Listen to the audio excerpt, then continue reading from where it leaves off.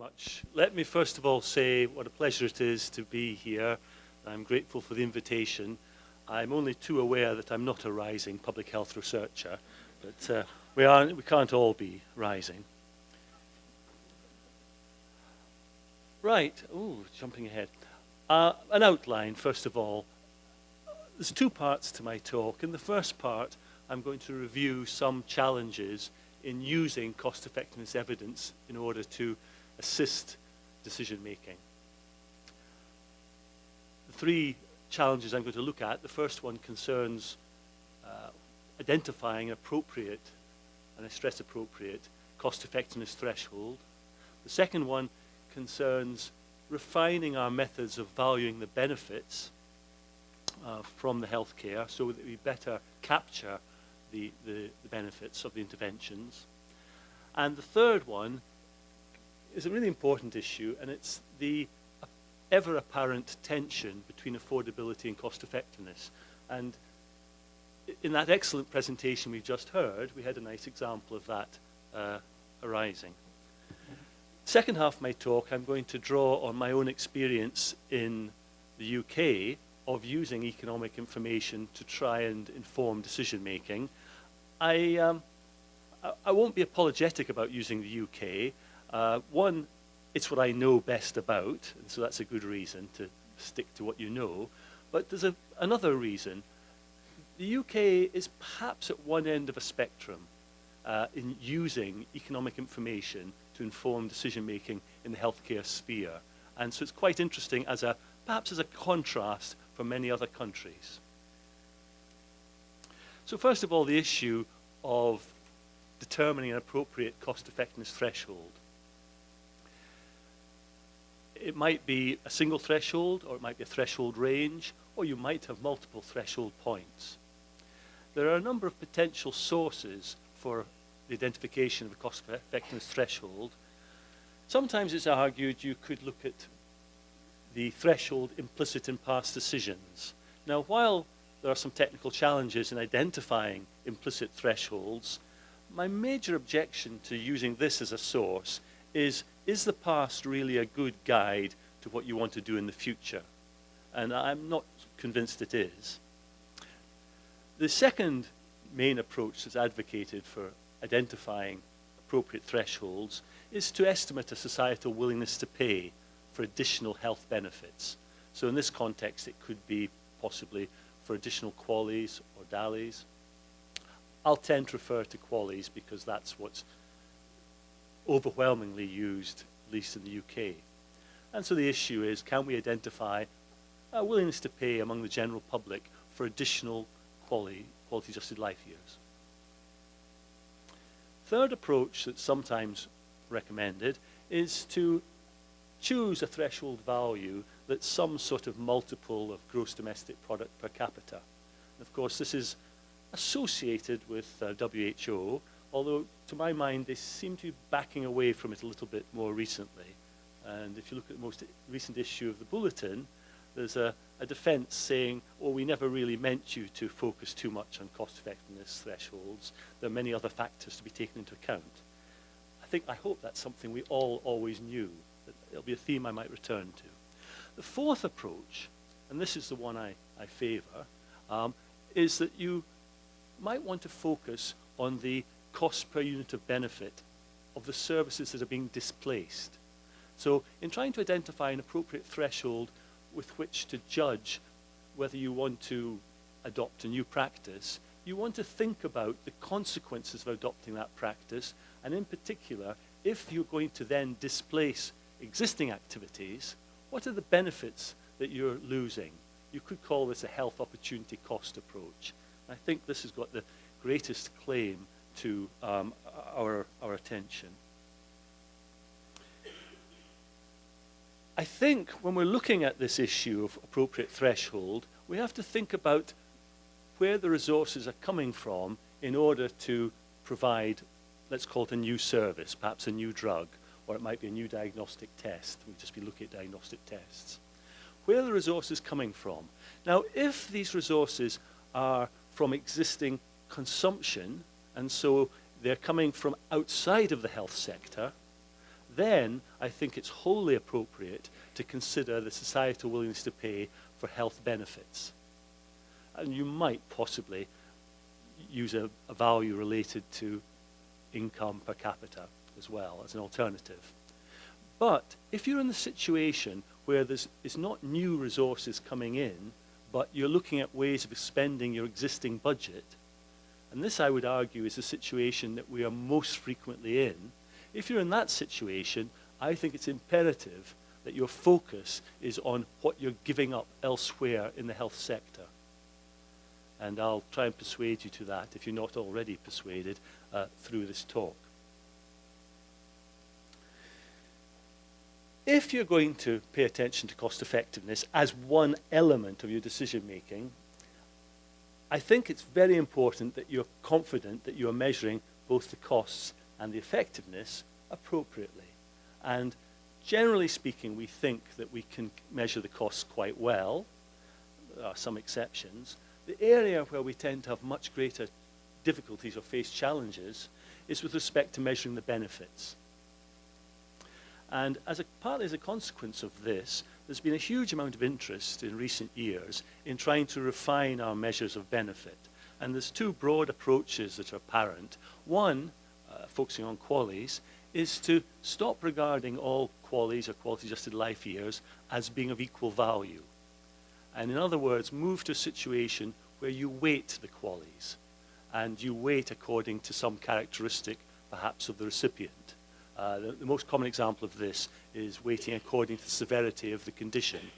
So individuals with a more severe condition, you might value QALYs that they gain more highly than other individuals. The other strand to this literature is to try and broaden our measure of benefit to include a wider range of consequences. An example of this might be trying harder to capture the impact on carers and family members. NICE in England, National Institute for Health and Care Excellence, did in fact propose that you might weight according to the burden of illness, and their candidate measure for burden of illness was proportional QALY loss. In other words, you'd look at the QALYs that this patient group were losing compared to individuals, same age, gender, who didn't have that condition, and you look at the proportion of QALYs they're losing. So if you're losing half the QALYs that other individuals will experience, that would indicate quite a serious condition. On the other hand, if you're losing a 20th of the QALYs that other people would benefit from, that's a much less important condition, and the QALY gain could then be more weighted less highly. There have also been various proposals for capturing the wider societal benefits. In England, the Department of Health came up with a very interesting method, which didn't get very wide support, but it was actually a very interesting attempt to capture all the impacts of a health intervention and spending on that intervention on the wider population. The third challenge in this area is this fundamental one of the tension between cost effectiveness and affordability. It's entirely possible, and we see it again and again, for health technologies to be assessed as cost effective, but that doesn't then necessarily mean that they are affordable. And the problem here is there's no automatic link between the size of healthcare budgets and the cost effectiveness of healthcare spending. There may be a link sometimes in the sense that if you've got lots of opportunities to spend additional healthcare resources to produce benefit, you might be able to persuade a Ministry of Finance that the budget should be increased. But I wouldn't lie awake waiting for it. There's just no mechanism. And the problem then arises that the whole idea of cost effectiveness gets discredited. Because if people keep coming up with new drugs and new diagnostic tests or new programs, and they say, look, it's cost effective, I demonstrate the additional gain for the resources invested. And if this keeps coming up against the affordability of it, and I come back to the idea that the talk we've just had highlighted this then really undermines the credibility of the cost effectiveness information being a useful and valuable input to the decision-making process. This is particularly a problem if you use as a cost effectiveness threshold some multiple, perhaps 1 times or 3 times gross domestic product per capita. An alternative approach is suggested that you set your threshold, and excuse the split infinitive, you set the threshold to optimally exhaust, or to your fixed budget, or in other language, maximize the health gain you get from your fixed budget. Now, if you do this, this greatly reduces any tension between cost effectiveness and affordability, because this approach links the size of the budget to the availability of cost-effective opportunities for spending that budget. Turning now to the UK and decision-making practice in the UK, I've got to make a sort of conflict of interest statement here. I've been on the NICE Appraisal Committee looking at new drugs for 13 years. I was on the Scottish Medicines Consortium for 6 years. National Screening Committee, I'm excused. Safety of Blood, Tissues and Organs, another committee. I've been the health economist for 8 years. And the Joint Committee on Vaccination and Immunisation, I've been advising them in a couple of roles for, I guess, over the last 3 years. So I'm completely conflicted. If I don't believe that it's important and valuable to consider cost-effectiveness information, I've been leading some sort of double life. Now, I assure you I haven't been leading a double life. It's rather more glamorous than the life I lead. I truly believe that you can use cost-effectiveness information to improve decision-making. And so I'm coming from that position of belief. I use the word belief because it's virtually impossible to demonstrate that it does improve decision-making. It's an act of faith. But most people have something they believe in life, and why can't I believe in cost-effectiveness? So let me just take you through these organizations, and I'm not going to give you a blow-by-blow account of how they operate, just I want to bring out how they, to some extent, use information and cost-effectiveness, and to highlight that they're doing it in different ways. There isn't just a single way to use cost-effectiveness information. NICE are a very successful organization. They've survived. And they've survived under different governments. They've survived in an area where organizations are frequently set up and then disbanded or reformed. But they've endured. As a consequence, they've now gathered a huge range of activities as part of their remit.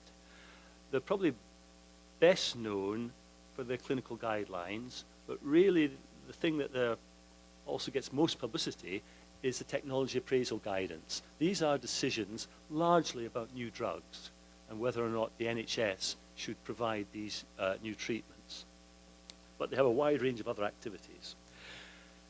I'm going to focus on technology appraisal guidance because this is where economics is used to the greatest extent. It's also true that clinical guidelines and the public health guidelines and increasing the highly specialized technology guidance builds on economic information.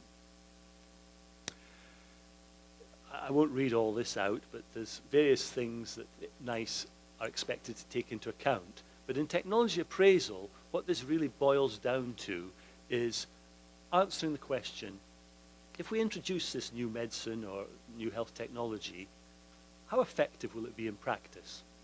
How well will it work? And the second question is, will this represent good value for money, given our other opportunities for spending the health pound or the health dollar?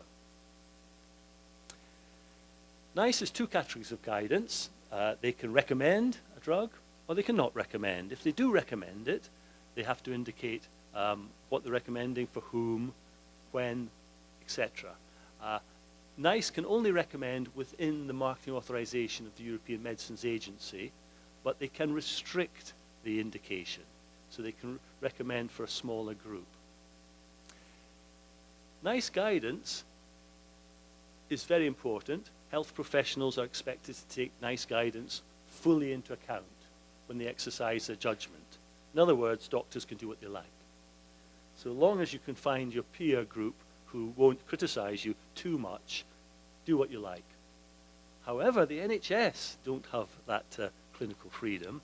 If NICE make a positive recommendation, it's mandatory. So by law, the NHS must make that health technology available to the population, and normally within 3 months of the positive recommendation. All NICE guidance is reviewed every 1 to 3 years. This doesn't mean you go through a detailed review of the evidence again, but simply you ask the question, has anything material changed, so we should re-examine our decision. NICE has a cost effectiveness threshold. It's an explicit £20,000 to £30,000 threshold range, £20,000 to £30,000 per QALY, and that's been in place since 2004. NICE reviews its methods from time to time, and in the 2008 upgrade of its methods guide, it tried to clarify situations in which it thought it was appropriate to be willing to pay more than 20 to 30,000. And two best examples of this are situations where the health-related quality of life has been included, but perhaps not fully captured by the economic modelling. And so there's a feeling that some of the benefit has not been reflected in the incremental cost effectiveness ratio. Another example is where new technology is particularly innovative, and as a consequence it demonstrates some distinctive benefits which may not have been fully captured by the QALY, or quality adjusted life year. On the other side of it, an additional reason was identified for not being willing to pay a higher cost per QALY, and that is in situations where the uncertainty is greater. And so as the evidence becomes more uncertain, committees are expected to be less willing to spend more money to purchase that particular benefit. There's one interesting addition to all of this, came out on 5th of January 2009, and it's a supplementary guidance for something called life-extending end-of-life treatments. Life-extending end-of-life treatments. The criteria have been revised on a number of occasions, but they now represent two criteria to be fulfilled in order to qualify as life-extending end-of-life treatment. And the first criterion is that in the absence of this treatment, this patient group has a life expectancy of less than 24 months, less than 2 years. The second criterion is that there is sufficient evidence to indicate that the new treatment offers a life extension, and that life extension is normally of additional 3 months. Now, if these two criteria are met, appraisal committees are obliged to treat the QALYs gained more favourably.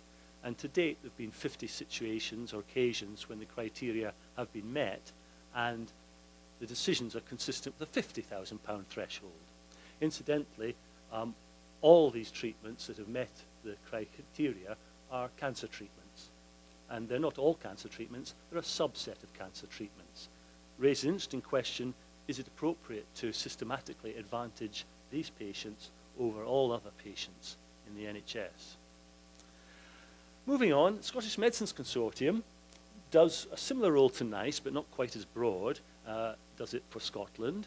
The SMC, they require robust clinical economic evidence to be presented. They require a demonstration of value for money. Interestingly, SMC doesn't have a formal cost effectiveness threshold, so it's unstated where their threshold lies. Another interesting aspect of SMC is that they quite explicitly have identified from an early stage a list of what they call modifiers, reasons for being willing to spend above this unstated threshold. So for example, I won't go through the whole list, but take the first one. If there's evidence of substantial improvement in life expectancy as a consequence of using the treatment, and this life expectancy is anticipated to be lived at a reasonable quality of life, that would be a reason, a positive reason for being willing to spend a bit more per QALY. Another example is a situation, you could say, of extreme clinical need or unmet need, the absence of any therapeutic option for this patient group. So if this new treatment is the first genuine treatment that has a reasonable prospect of providing benefit, then you might be willing to spend a bit more to get that benefit. There's other reasons, you can read them yourselves at your leisure. Well, not the leisure now. I believe all these talks will be online at some point, yeah. So at your leisure, read them. Another example, National Screening Committee. So National Screening Committee advises the 4 UK countries about all matters pertaining to screening programs. And they have quite a long list of criteria. One of the criteria for approving a new screening program. Where does your life go? That's 20 minutes gone like that. If it's been as exciting for you as it's been for me, you'll feel the same way. Well, one criterion is that notion of value for money. The cost effectiveness evidence. Is there evidence that introducing this screening program will be cost effective? It's only one of the criteria, and if you review the actual decisions, for example, just taking 2016, and I won't read them all out, but in 2016, the National Screening Committee reviewed a whole series of proposals for screening, muscular dystrophy, adolescent idiopathic scoliosis, etc., and it didn't find in favor of any of them. And in not finding in favor of any of these new screening programs, it never mentioned cost effectiveness. And so what happened is they're applying their criteria sequentially. So the National Screening Committee is more concerned with, does a suitable test exist? And if such a test does exist, screening test, is there a reasonable prospect it will influence treatment and eventually outcomes? Now, if you tick all those boxes, then the screening committee might start worrying about value for money, but none of these managed to get that far. SABTO, Safety of Blood, Tissues and Organs. This is another UK-wide committee. Again, it looks at a wide range of criteria when making its decisions, one of which is the cost effectiveness of the interventions. What does a SABTO recommend, or what sort of topics does it look at? Well, for example, making platelets safer, so pathogen inactivation of platelets, or instead of obtaining platelets from a pooled blood donation, we pool the blood donations of 4 donors and extract the plasma. Instead of doing that, you could, through apheresis, extract the plasma from a single donor. And the implication there is there'll be less risk of transmitting any disease with a single donor, but it'll be more costly. The one we're currently exercising our mind is screening blood donations for hepatitis E virus. We don't currently do this. Should we? And another two are rather UK specific. Those of you who are rising public health researchers are probably too young to remember mad cow disease or variant CJD, but back in the 1990s it was a particular problem and perceived as, recognized as such in the UK, so much so that we we resolved the problem by killing every cow in the country. But there may be a legacy, because we know very little about variant CJD, and for that legacy, should we introduce policies to make our blood supply safer? So, for example, should we have prior infiltration of red blood cells? Or should we import fresh frozen plasma in order to reduce the risk of variant CJD? Well, the answer to the first one was we decided no, that wasn't a good use of resources. The second one, we do. For children, we routinely import fresh frozen plasma from other countries and don't use our own. I want to emphasize with SABTO, in my remaining minute, that SABTO has a decision-making framework. Now, this is all probably a bit small for you to read if you're at the back, but as part of this decision-making framework, value for money is right in there, cost per quality is in there, but there's a recognition that issues around the adequate supply of blood components, hazards for patients, operational considerations, external considerations, legal considerations. There's a wide range of other things that have been considered, and so cost effectiveness is just one part of the story. And to wrap up rapidly, finally for our set here, we've got JCVI, the Joint Committee on Vaccination and Immunisation. Again, it's a UK-wide body.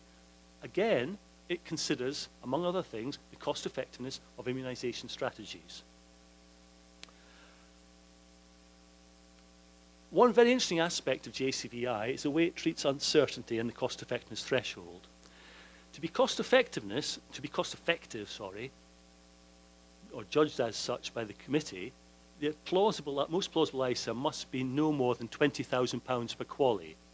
And to take account of uncertainty, there shouldn't be more than a 10% chance that the ISA is in fact over £30,000 per QALY. This is quite a rare example of really trying to build in uncertainty, consideration of uncertainty alongside the threshold. I won't go into the details of meningococcal B, but it highlights exactly this use of uncertainty and cost effectiveness threshold. So to wrap up, there's lots of different ways you can use economics to inform rationing decisions. The UK is at one extreme, definitely. That doesn't make it wrong, but I'm not here to say the UK does it right either. Thank you very much.